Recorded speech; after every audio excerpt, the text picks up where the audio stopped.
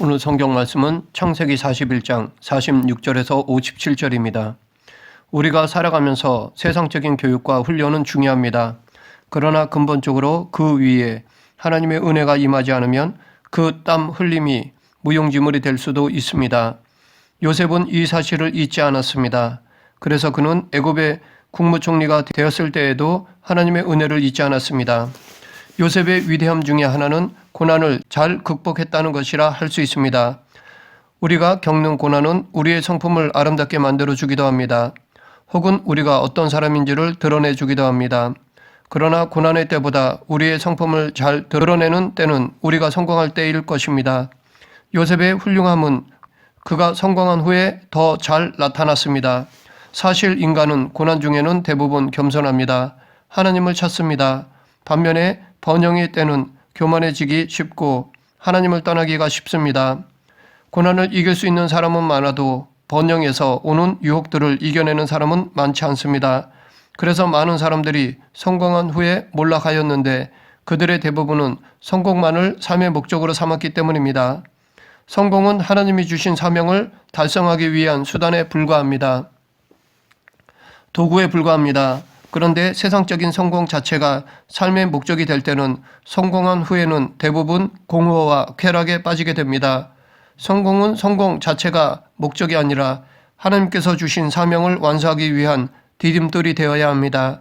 요셉은 세상적인 성공과 하나님이 주신 사명을 연결할 줄 알았습니다. 그는 꿈의 성취를 섬김의 기회로 삼았습니다. 즉 성공을 섬김의 기회로 삼았습니다. 목표를 성취한 사람은 정상을 정복한 사람들이라 할 수 있습니다. 그러나 정상에 오랫동안 머무르면 안 됩니다. 계속해서 축하만 받고 있으면 안 됩니다. 하나님이 주신 사명을 완수하기 위해 일해야 합니다. 실제로 정상은 오래 있을 수 없는 곳이기에 하나님의 사명이라는 목표를 잊어버리면 그 정상에서 내려와야 할 때 좌절하고 낙담합니다. 하지만 하나님이 주신 사명을 위해 일하면 정상에서 내려와도 기쁜 삶을 살 수가 있습니다. 요셉은 꿈을 성취한 다음에 곧바로 사명자의 삶을 살아갔습니다. 46절 요셉이 애굽 왕 바로 앞에 설 때에 30세라 그가 바로 앞을 떠나 애굽 온 땅을 순찰하니 요셉은 바로 왕 앞에서 최고의 영광을 누렸습니다. 세마포 옷을 입고 인장 반지를 끼고 목에는 금사슬을 걸고 거기에다가 아내까지 맞이한 것은 지난 13년 동안 고난과 억울함과 정욕을 이기며 살아왔던 보상이라 할 수 있을 것입니다. 아마도 이때가 가장 행복한 순간이 아닌가 생각해 봅니다. 그뿐 아니라 가장 영광되고 축복된 순간이었을 것입니다. 그럼에도 불구하고 요셉은 그 자리에 오래 머물러 있지 않았습니다. 그는 즉시 그 화려하고 좋은 왕궁을 떠나서 애굽 온 땅을 순찰하였습니다. 요셉은 지금까지 애굽의 형편과 상황을 귀로 들어왔습니다. 노예로 팔려온 보디발의 집에서 술 맡은 관원과 떡 맡은 관원과 함께 거했던 감옥에서 애굽의 형편을 들었을 것입니다. 더욱이 그가 들어간 감옥은 왕의 죄수들이 수감된 곳으로 나라의 형편과 상황을 잘 아는 사람들이 많이 있었습니다. 그러나 그가 들었던 정보만으로는 온전히 준비할 수 없었을 것입니다. 그래서 요셉은 애굽의 형편과 상황을 직접 확인하기 위해 순찰을 떠났던 것이었습니다. 정상이라는 것은 단순히 한 개인의 즐거움을 위한 것이 아닙니다. 하나님이 그 사람을 정상에 세우신 것은 그 자리에서 사람들을 섬기라는 의미가 포함되어 있습니다. 우리 인생의 최종 목적은 정상에 오르는 것이 아닙니다. 그곳에서 하나님의 일을 하는 것입니다. 요셉은 정상에만 머무르지 않았습니다. 솔직히 요셉도 인간인지라 자신도 쾌락을 즐기고 싶었을 것입니다. 그동안 절제했던 것을 마음대로 즐기고 싶었을 것입니다. 그러나 요셉은 그렇게 하지 않았습니다. 요셉은 그동안 자기에게 주어진 삶에 최선을 다했을 뿐만 아니라 성공한 이후 하나님이 주신 사명을 완수하기 위해서도 최선을 다하였습니다. 요셉은 성공한 후에 무엇을 먼저 해야 하는지 그 우선순위를 알았습니다. 그래서 그가 섬겨야 할 대상인 백성들을 돌아보는 데 시간을 보냈습니다. 그는 누구를 위해 무엇을 위해 자신이 국무총리가 되었는가를 알고 있었습니다. 이 상황을 현상적으로 보면 그는 바로 왕을 위해 일하고 있는 것이지만 본질적으로 보면 백성을 위해 일하는 것입니다. 그런데 더 근본적으로 보면 하나님의 뜻을 이루기 위해 일하는 것입니다. 그래서 요셉이 바로 왕을 섬기는 것은 대단히 지혜로운 일이었습니다. 왜냐하면 그것이 곧 백성을 섬기는 것이고 하나님이 맡기신 사명을 완수하는 것이기 때문입니다. 많은 사람들이 정상에 올라가면 타락하기 십상입니다. 권력을 이용해서 악을 행하기 쉽습니다. 자기에게 주어진 권력으로 탐욕을 채우는 기회로 자기 쾌락을 충족시키는 기회로 삼는 사람들이 있습니다. 그러나 요셉은 그렇게 하지 않았습니다. 오히려 요셉은 부지런히 사명을 감당하였습니다. 사도 바울도 로마서 12장 8절에서 다스리는 자는 부지런함으로 하라라고 말하였습니다. 바울은 사명을 완수하기 위해 자기 생명도 아끼지 않았습니다. 나의 달려갈 길과 주 예수께 받은 사명 곧 하나님의 은혜의 복음 증거하는 일을 마치려 하면은 나의 생명을 조금 더 귀한 것으로 여기지 아니하노라.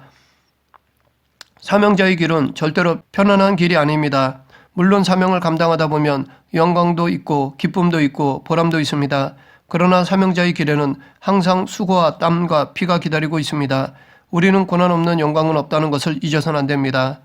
요셉은 하나님의 꿈을 이루는 데 지혜를 발휘하였습니다. 7해 풍년에 토지 소출이 심히 많은지라 요셉이 애굽 땅에 있는 그 7년 곡물을 거두어 각 성에 저장하되 각 성읍 주위의 밭의 곡물을 그 성읍 중에 쌓아둠에 쌓아둔 곡식이 바다모래같이 심히 많아 세기를 그쳤으니 그 수가 한이 없음이었더라. 요셉은 바로왕의 꿈에서 보여주신 7년의 흉년을 대비하기 위해 풍년이 든 7년 동안 곡물을 거두어 각 성에 저축하였습니다. 그런데 우리가 오해하지 말아야 할 것은 우리가 저축하는 이유는 미래의 평안한 삶만을 위해서가 아닙니다. 물론 그런 의미도 포함되어 있지만 그것이 주 목적이 아닙니다.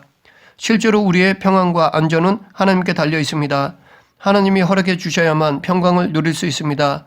그럼에도 불구하고 우리가 저축하는 이유는 먼저 하나님 나라를 위해서입니다.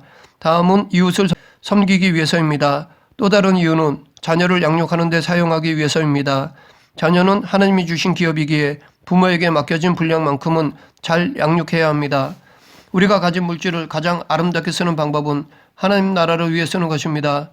또한 우리의 물질을 가장 안전하게 보관하는 방법은 하나님께 맡기는 것입니다. 우리가 천국에 갈 때 물질을 가져갈 수는 없어도 미리 하늘에 쌓아둘 수는 있습니다. 그것은 하나님을 위해 사용하는 것입니다. 이웃을 위해 사용하는 것입니다. 그런데 이웃을 사랑하고 섬기는 일은 쉬운 일이 아닙니다. 요셉은 이웃을 잘 섬기기 위해 철저한 계획을 세웠습니다.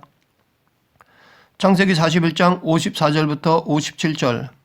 요셉의 말과 같이 7해 흉년이 들기 시작하며 각국에는 기근이 있으나 애굽의 온 땅에는 먹을 것이 있더니 애굽 온 땅이 굶주림에 백성이 바로에게 부르짖어 양식을 구하는지라 바로가 애굽 모든 백성에게 이르되 요셉에게 가서 그가 너희에게 이르는 대로 하라 하니라. 온 지면에 기근이 있음에 요셉이 모든 창고를 열고 애굽 백성에게 팔세. 애굽 땅에 기근이 심하며 각국 백성도 양식을 사려고 애굽으로 들어와 요셉에게 이르렀으니 기근이 온 세상에 심함이었더라.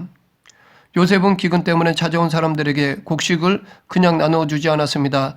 돈을 받고 팔았습니다. 어떻게 보면 이런 요셉이 인색해 보일 수 있습니다. 또한 가난한 사람들에게는 섭섭한 마음까지도 갖게 할 수도 있었을 것입니다. 그러나 이것은 요셉이 앞으로 더 심한 7년의 흉년을 내다보면서 치밀한 계획을 가지고 행한 것이었습니다. 나름대로 선한 뜻을 가지고 행한 것이었습니다. 실제로도 공짜가 무조건 좋은 것만은 아닙니다. 값없이 준다고 좋은 것이 아닙니다. 무엇이든지 무조건 허락한다고 사랑이 아니며 무조건 주는 것이 다 섬김은 아닙니다. 대부분의 사람들은 공짜로 주면 상대적으로 귀한 것을 모르는 경향이 있습니다. 또한 쉽게 얻은 것에 대해서는 귀한 가치를 부여하지 못하는 경향이 있습니다. 그래서 때론 진정한 사랑은 거절할 수 있어야 하고 끊을 수 있어야 합니다. 허락과 거절, 격려와 책망이 균형 잡혀야 합니다. 요셉은 착한 사람이었습니다. 어진 사람이었습니다. 그러나 참된 사랑, 진정한 사랑, 섬김을 위해서는 냉정하리만큼 현실을 보았고 그에 따라 절제하였습니다. 사람들의 평판에 휘둘리지 않았습니다. 가슴은 따뜻하지만 앞을 내다보며 냉정하게 사랑을 실천하였습니다. 이것을 혹자는 거친 사랑이라고 말하기도 합니다. 그런데 우리는 여기서 잠시 애굽의 바로왕에게도 배울 점이 있음을 찾아볼 수 있습니다. 바로왕은 요셉을 신뢰하였습니다. 그는 요셉을 세울 줄 알았던 지혜가 있었습니다. 예수님께서는 불의한 청지기의 비유를 통해 세상 사람들에게서 배우는 것도 지혜임을 가르쳐 주셨는데 이 비유에 나오는 불의한 청지기 같은 사람이 이 바로왕이라고 생각합니다. 바로왕은 인재를 등용할 줄 알았던 지혜가 있었습니다. 비록 자기 민족이 아니고 노예 신분에다가 감옥에 들어가 있던 사람일지라도 문제를 해결할 수 있는 현명한 판단과 계획을 가지고 있는 사람이라면 인정할 줄 알았습니다. 그는 세상적인 조건보다는 그 사람의 인품이나 능력을 볼 줄 알았습니다. 바로왕은 다른 사람을 성공시킴으로써 자신이 더 높아지는 원리를 터득한 사람이었는지는 모르겠지만 결론적으로 보면 그는 요셉을 성공시킴으로써 자신이 더 높아진 인물이 되었습니다. 또한 바로왕은 권위를 위임할 줄도 알았던 사람이었습니다. 요셉에게 일을 맡길 뿐 아니라 권한도 주었습니다. 그리고 그는 요셉의 일에 간섭하지 않았습니다. 요셉이 일을 잘 할 수 있도록 후원자의 역할을 하였습니다. 사실상 바로왕은 명목상의 왕이라고 할 만큼 모든 권한을 요셉에게 위임하였습니다. 바로왕이 요셉에게 준 이름은 사브나 바네아였습니다. 그 이름의 뜻은 세상의 구주입니다. 요셉에게 지어준 이름에서 짐작할 수 있듯이 바로왕은 요셉에게 신성을 부여할 만큼 그를 인정하였습니다. 요셉의 말을 들으면 백성을 살릴 수 있다는 것을 믿었습니다. 그래서 백성들이 자기에게 부르짖어도 바로왕은 요셉의 말을 들으라고 명하였습니다. 이렇게 바로왕은 요셉에게 모든 권한을 부여하였습니다. 그럼에도 불구하고 요셉은 철저하게 자기의 위치를 망각하지 않았습니다. 요셉의 훌륭한 점 중에서 하나는 자기 위치를 지킬 줄 아는 겸손이었습니다. 성경 인물 중에 하나님께 쓰임받은 사람들의 대부분은 이와 같이 겸손한 사람들이었습니다. 요셉을 비롯하여 하나님께 귀하게 쓰임받은 사람들이 한결같이 겸손할 수 있었던 것은 그들 모두 하나님을 경외하였기 때문입니다. 하나님을 경외하는 사람들은 자기의 모든 영광이 하나님께서 주신 은혜라는 것을 알기에 주변 사람들이 아무리 자신을 높이려 해도 겸손할 수 있었던 것입니다. 하나님을 경외하지 않는 사람은 마치 자기 능력인 양 착각하다가 넘어지고 맙니다. 요셉은 성공을 넘어서 하나님이 주신 사명인 섬기는 삶을 살았습니다. 그런데 우리가 진정으로 남을 섬기는 삶을 원한다면 선행되어야 할 것이 있습니다. 그것은 우리 안에 있는 상한 감정의 치유입니다. 우리 자신이 정서적으로 건강해야 남을 온전히 섬길 수 있는 것입니다. 사람을 섬기려면 자기 안에 아픈 상처가 치유되어야 합니다. 마음의 쓴뿌리가 많으면 섬기기가 힘듭니다. 인간은 사람들로부터 상처를 받으면 그 상처에 대한 보상을 받으려거나 보복하려는 성향이 있습니다. 이것은 특정한 사람만이 아닌 인간의 보편적인 죄성입니다. 그러므로 이 문제는 하나님 앞에 내려놓지 않으면 치유받을 수 없습니다. 결국 진정으로 이웃을 섬기기가 어렵습니다. 실제로 한 사람이 정상의 위치에 올라가기까지는 많은 경쟁자와 방해자들을 만납니다. 의지적으로 앞길을 막는 원수 같은 사람들도 있습니다. 그래서 목표를 성취하는 동안에 대부분의 사람들은 이런 사람들로부터 상처를 받게 됩니다. 큰 아픔을 준 사람에게는 원한을 품기도 합니다. 요셉이 애굽의 국무총리의 자리에 오르기까지 그가 얼마나 많은 아픔과 고난을 겪었는지 우리는 성경을 통해 알 수 있습니다. 가장 가까운 형들로부터 노예로 팔림을 당하는 엄청난 상처를 받았습니다. 그뿐 아니라 그토록 충성했던 보디발에게 오해와 배신당함은 그의 형들로부터 받은 깊은 상처를 더욱 아프게 만들었을 것입니다. 형들에게 미움을 받았지만 그래도 나름대로 보디발의 집에서 인정을 받아 새로운 인생을 살고자 하였을 것입니다. 그러나 보디발 아내의 사악함으로 억울하게 감옥에 들어가는 좌절을 겪어야만 하였습니다. 그런데 설상가상으로 감옥에서도 요셉이 도와주었던 술 맡은 관원은 요셉의 은혜를 잊어버렸습니다. 그렇게 2년을 지내는 동안에 요셉의 가슴에는 인간을 향한 불신의 뿌리가 깊숙이 자리하고 있었을 것입니다. 요셉에게 있어서 이 13년의 세월은 쓰라린 아픔의 날들이었을 것입니다. 쓴뿌리가 마음 깊숙이 내렸을 것입니다. 그렇기 때문에 만약 요셉의 상처가 치유되지 않았다면 아마도 요셉은 자신의 권력으로 지나간 과거의 원한을 갚는 일에 전념하는 비극적인 인생을 살았을 것입니다.